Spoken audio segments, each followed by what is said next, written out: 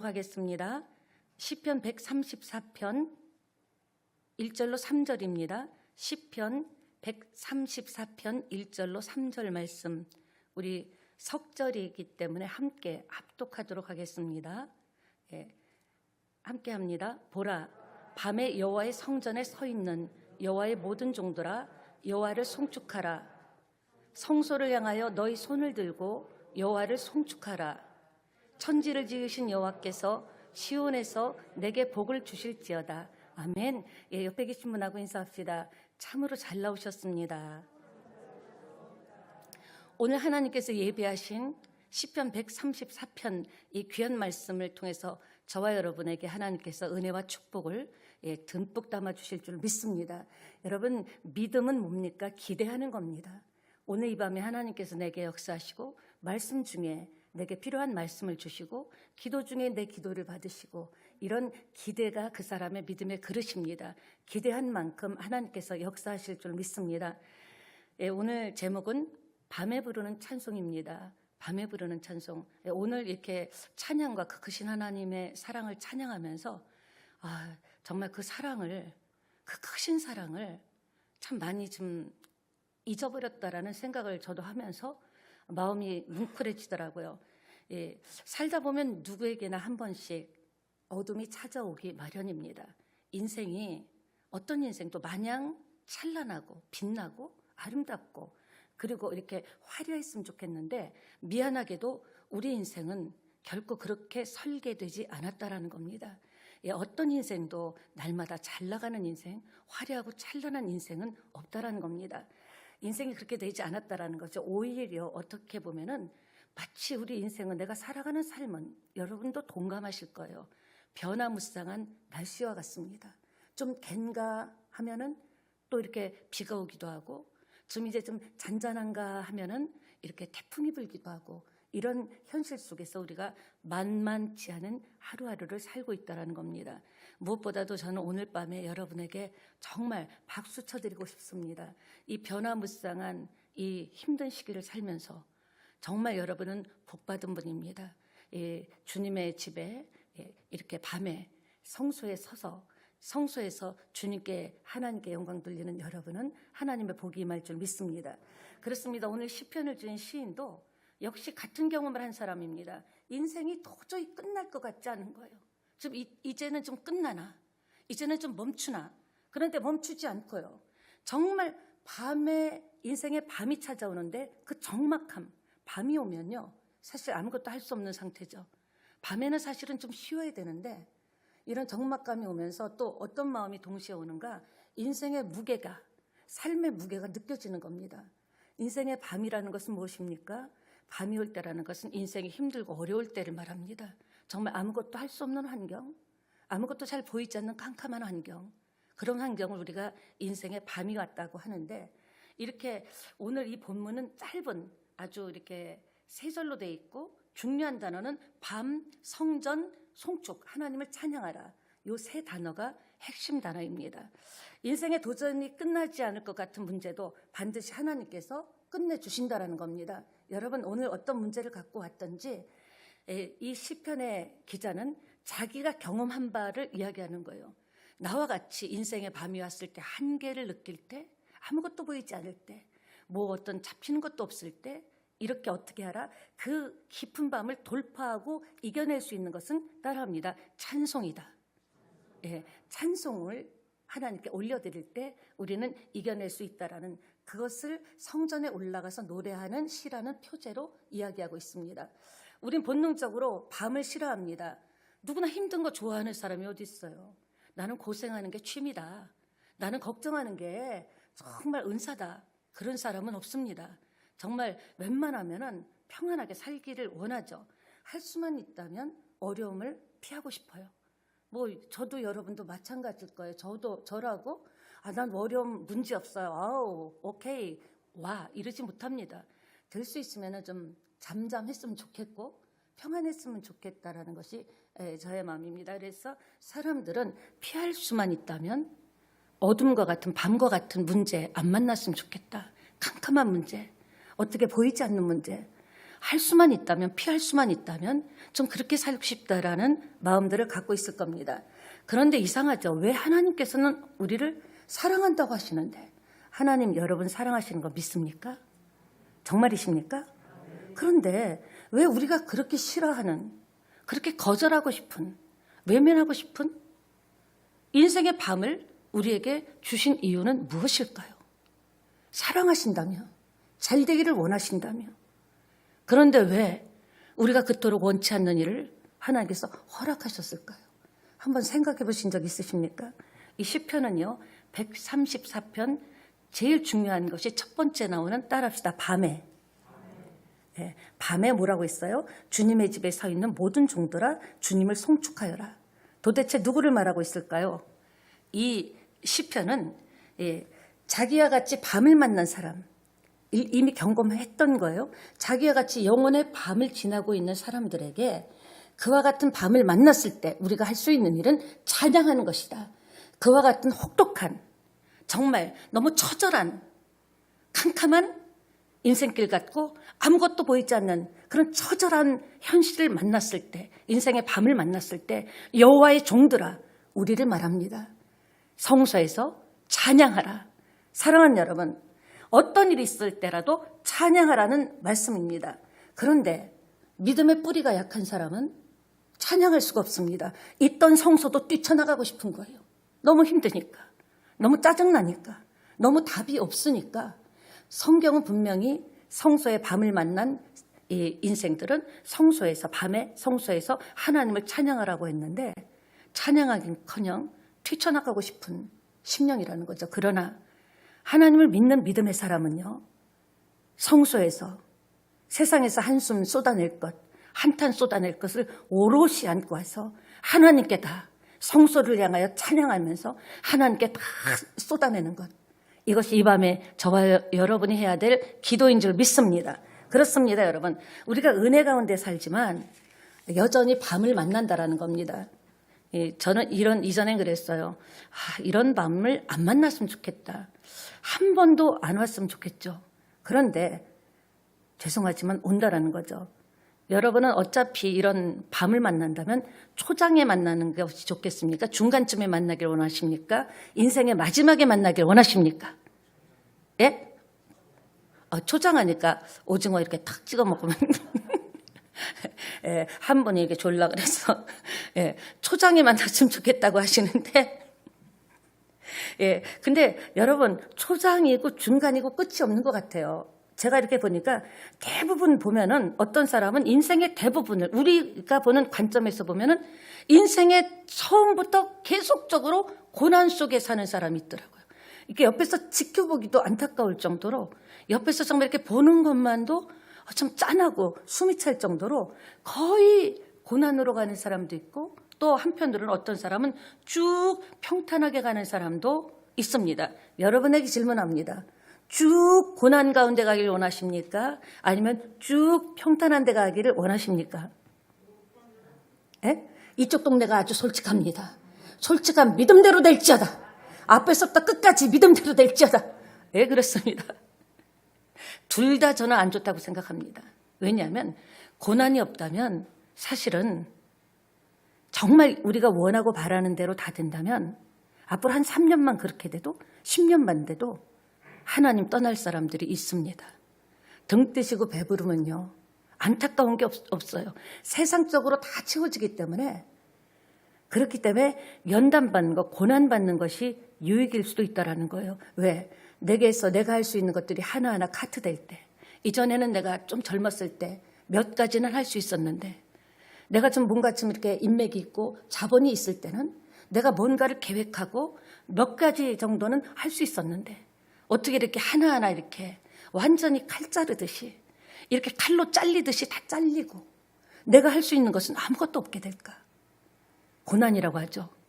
근데 그때 아무것도 잡을 수 없기 때문에 우리가 잡을 수 있는 것은 예수님밖에 없다라는 겁니다.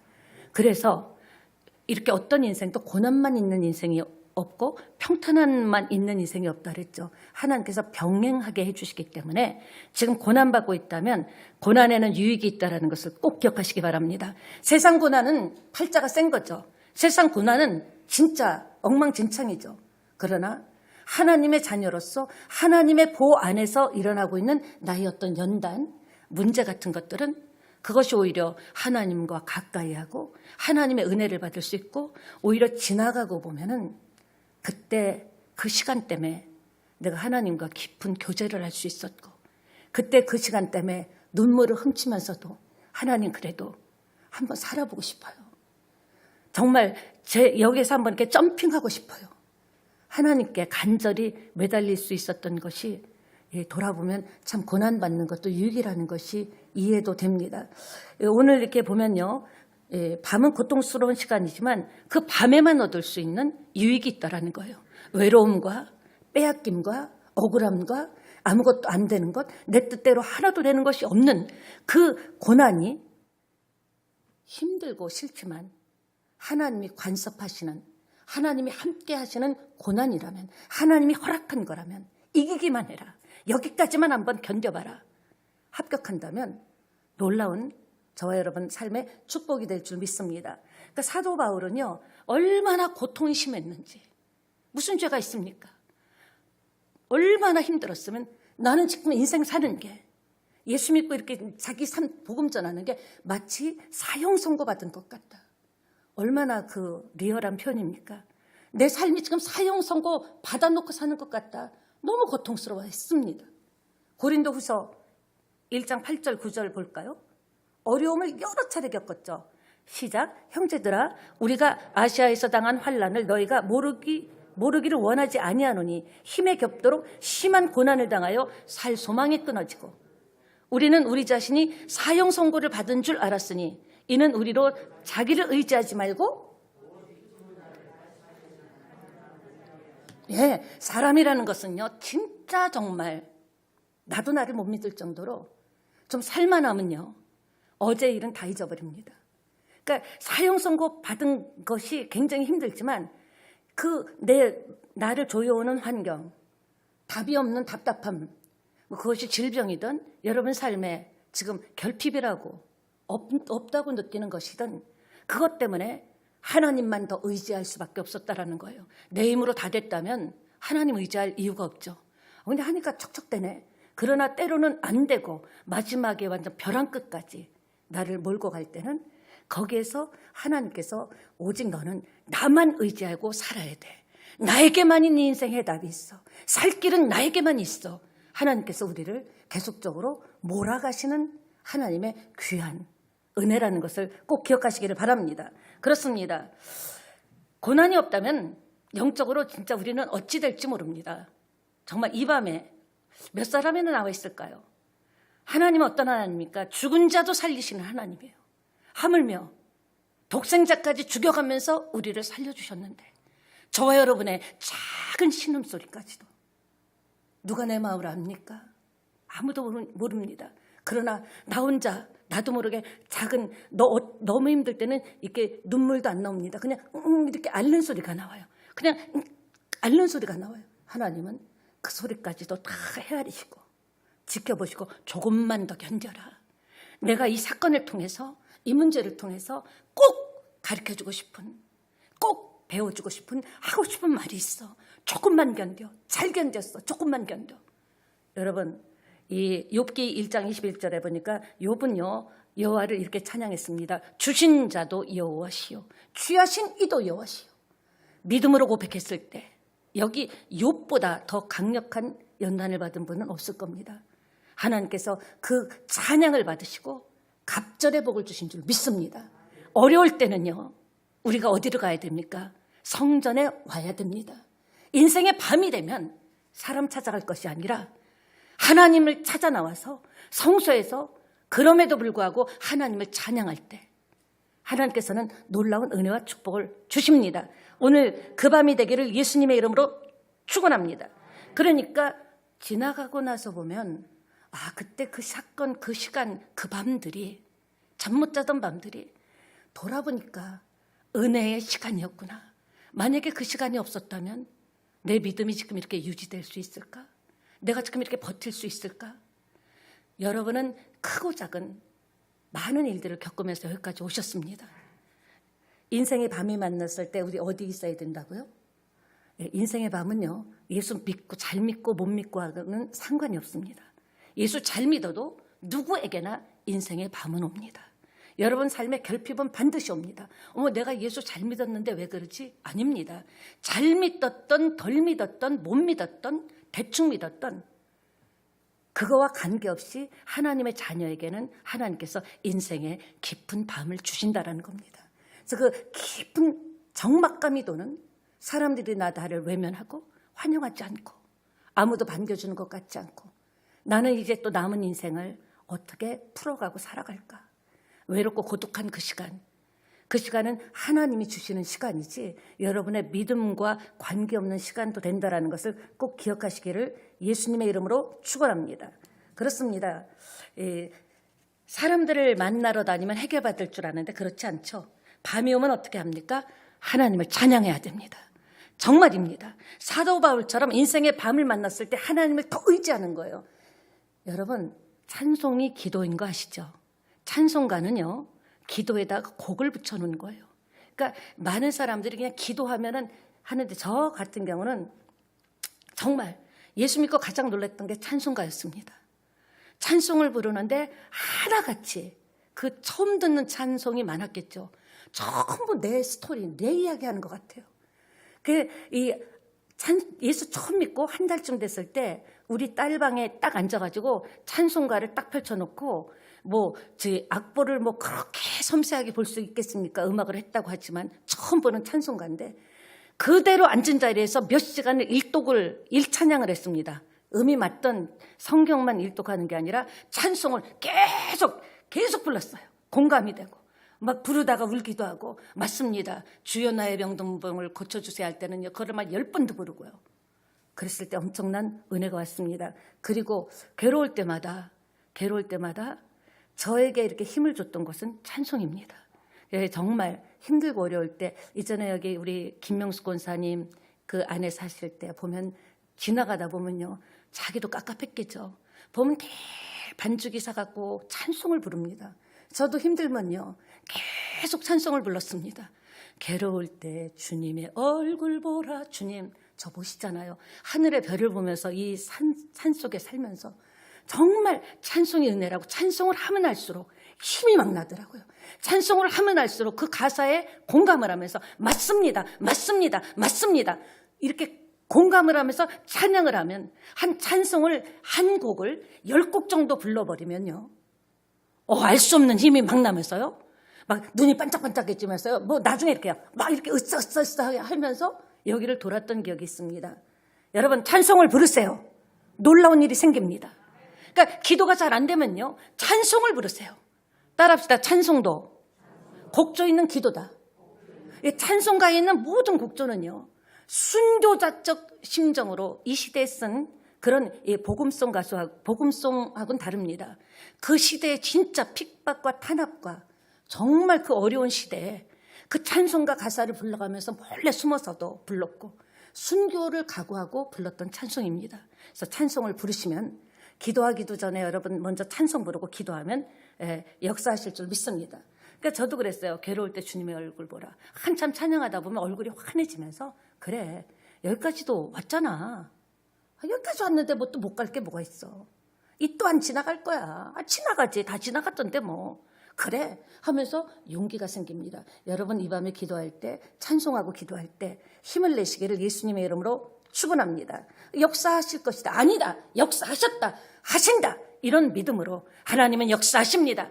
역사하실 것이 아니라 하십니다. 하십니다. 이렇게 기도하면 이 밤에 여러분 기도가 정말 힘이 될 줄 믿습니다. 제가 돌아보건대 정말 서럽고 외로울 때 친구가 돼주신 분은 주님뿐이었습니다. 그러니까 밤에 찬송할 수 있는 사람이 누구다? 하나님께 복을 받은 사람입니다. 어려울 때 찬송하세요. 옆에 계신 분하고 인사합시다. 찬송합시다. 네. 다 잃어버려도 이제 말씀을 이렇게 정리를 해봅니다. 이거 딱 하나만 있으면 살 수 있습니다. 무엇일까요, 여러분? 네. 다 어려도, 다 빼앗겨도, 다 잃어버려도 이것 하나만 있으면 내 인생에 전혀 문제가 되지 않는다. 무엇일까요? 예? 예? 믿음 찬송. 예. 믿음 찬송. 우리 박수 한번 쳐주십시오. 아이고, 잘하셨습니다. 맞습니다. 예, 믿음 찬송. 하나님께서는 믿음 찬송 우리가 누구를 향해서 하죠? 예수 이름으로 찬양하고 기도하잖아요. 여러분, 예수 그리스도 한 분만 있으면요, 나머지 것은요 따라오게 돼 있고 되게 돼 있고 되어지게 돼 있는 줄 믿게 되시기를 축원합니다. 하나님은 우리에게 끊임없이 말씀하시는 분입니다. 지금도 저를 통해서 끊임없이 말씀하십니다. 그리고 우리에게 일단 하신 말씀을 잊지 않고 기억하시는 하나님입니다.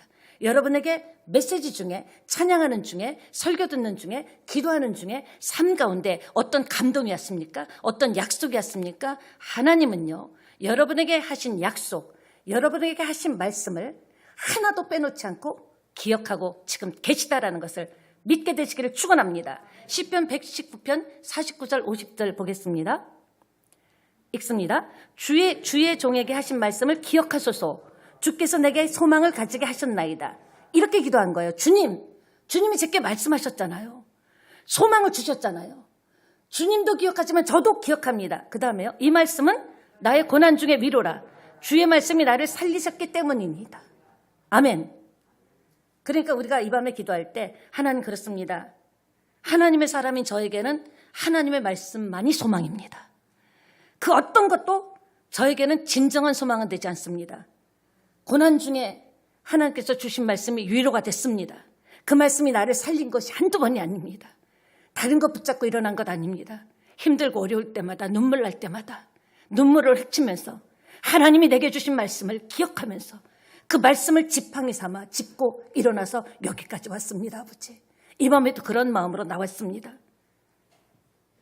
하나님의 말씀은 침체된 저와 여러분의 영혼을 살릴 줄 믿습니다. 하나님의 말씀 살아 운동력 있습니다. 이제 이 밤에 이렇게 기도하셨으면 좋겠어요. 하나님 은혜의 보좌로 왔습니다. 밤을 만난 우리 인생에 밤에 여호와의 성소에 섰습니다. 왔습니다.